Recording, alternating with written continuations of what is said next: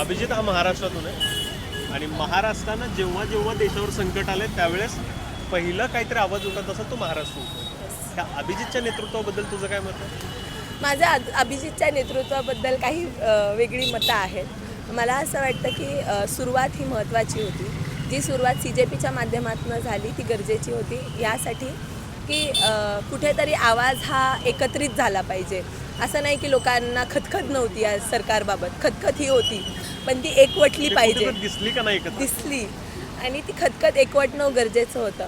पण हे नेतृत्व मला वाटतं की अभिजितने नक्की ह्या क्षणाचा नक्की फायदा घेऊन ही चळवळ कुठे जावी हे ठरवलं पाहिजे.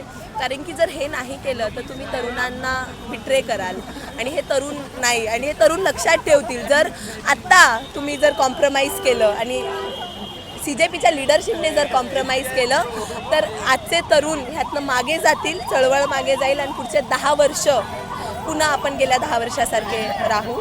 तर मला वाटतं की लिडरशिपने अजून खमकेपणा दाखवला पाहिजे, अजून खमकेपणा असला पाहिजे. मी खऱ्या अर्थाने हिच्या मताशी सहमत आहे की अभिजित हा एक असा तरुण आहे, त्या तरुणाला 2 महिन्यापूर्वी माहीत नव्हतं की काय आपल्यासोबत होणार आहे. ते झाल्या आज गोष्टी.